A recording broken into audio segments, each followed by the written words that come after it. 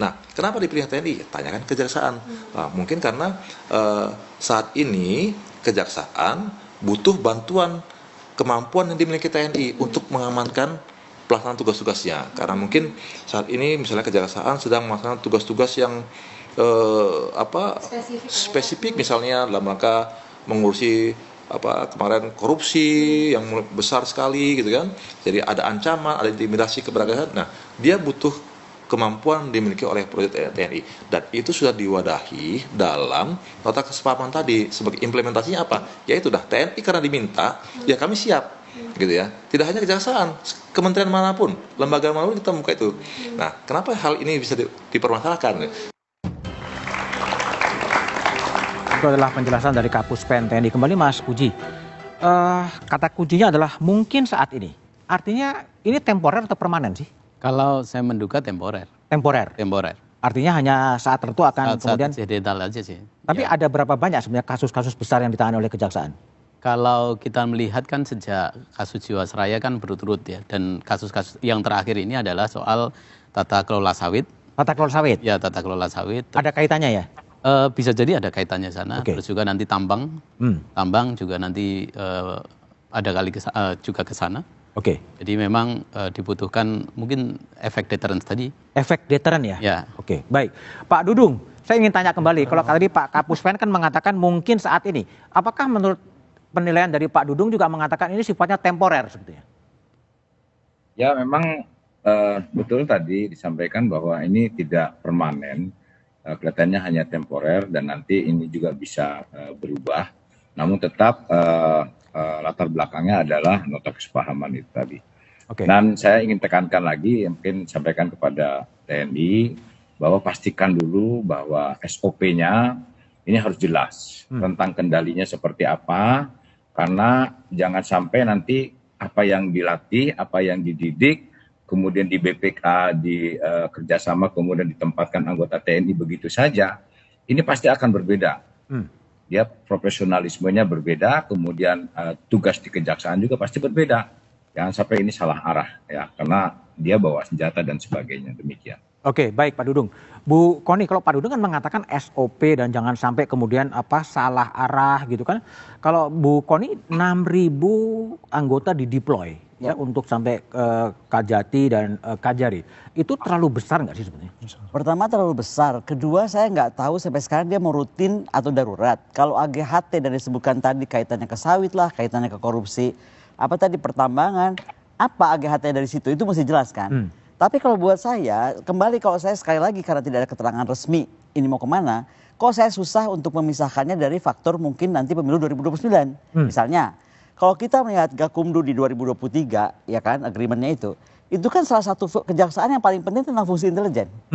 Bergerak intelijen pemenangan pemilu, ya kan, atau pengawasan pemilu lah, kalau nggak boleh pemenangan pemilu. Tadi saya dimarahin orang lagi. Tapi pengawasan dan pemenangan mungkin. Yang kedua, paling penting logistik. Logistik itu paling cepat akan dilakukan oleh tentara kan, mungkin itu makanya sekarang mesti mesti jelas. Kalau tadi Pak Dudung menyatakan nggak mungkin lah kalau jaga gedung kan kayak menghina banget sama tentara gitu kan, lah berarti apa yang tidak menjaga gedung itu? Tadi apakah intelijen lah nantinya, apakah logistika? Tapi yang paling penting adalah betul SOP. Ini SOP-nya tuh apa? Kemudian daruratkah? Kalau tadi AGHT kan nggak selamanya rutin. AGHT itu berubah terus tiap saat. Nah, yang saya khawatirkan kembali yang Pak Araf sampaikan tadi, ini jangan sampai nih kita ini sekarang jadi negara yang coba-coba terus, gitu. Dan yang diganggu ini konstitusi.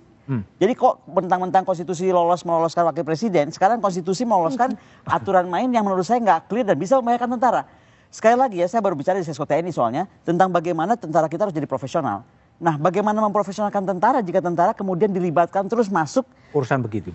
Dan saya paling benci adalah kemudian nanti tentara disalahkan.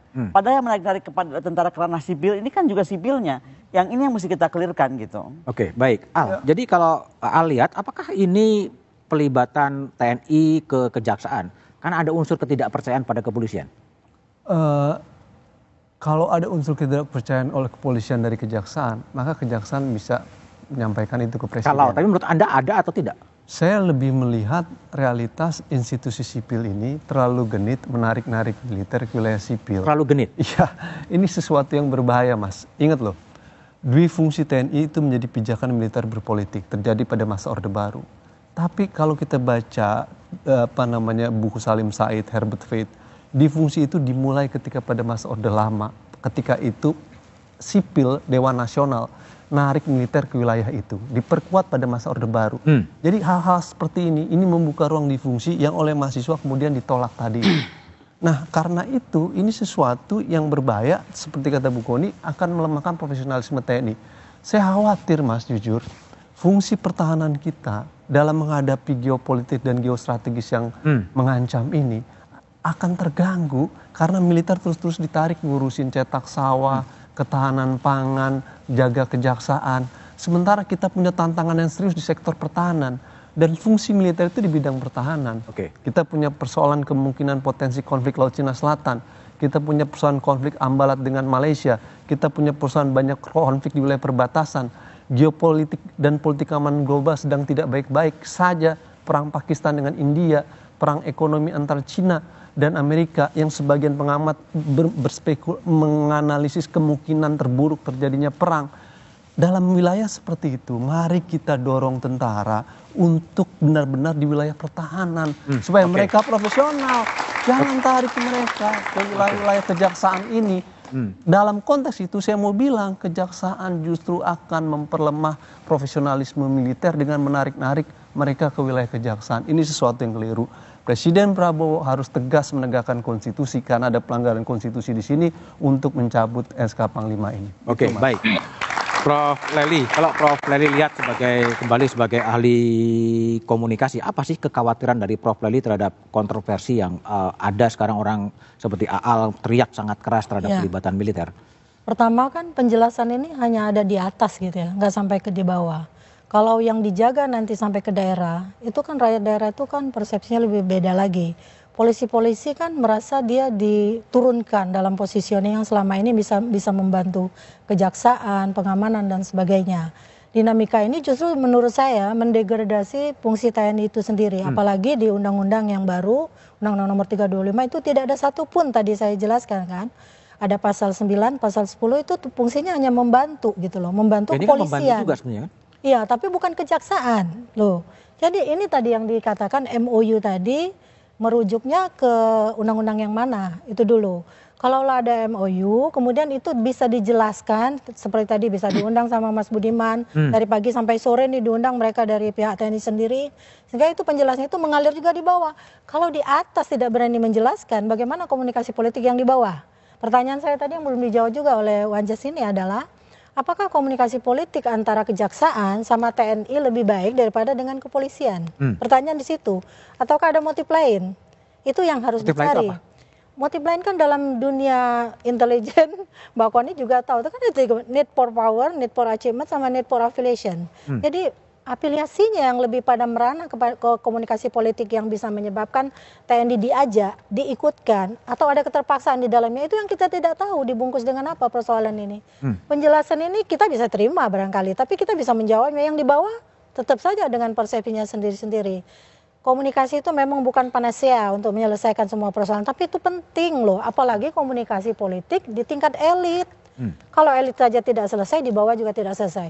Di bawah nanti kan sudah ada bibit-bibit gontok-gontokan antara Polri sama TNI loh. Saran Bu Lely apa? Ya mungkin ini harus ketemu juga antara selama ini yang sudah diikutkan di kejaksaan dari pihak kepolisian sendiri dengan TNI, jangan dua instansi saja. Ketiganya diajak bicara dan itu mereka sama-sama menjelaskan kepada publik. Ini seperti menyerobot fungsi dan peran kepolisian yang ada di daerah untuk membantu kejaksaan misalnya. Mas Puji, kalau dari Komjak ya tentunya seharusnya bisa menarik jarak gitu. Dalam posisi yang kontroversi begini, apa yang mau dilakukan oleh Komisi Kejaksaan? Satu tadi kita menjadi borderline betul bahwa ketika pelibatan itu tentu bukan sekali lagi ya, tidak intervensi, tidak overcoming, bagian dari tugas utama kejaksaan dalam penegakan hukum. Itu satu. Kalau kemudian sudah ke sana itu sudah tentu menyalahi.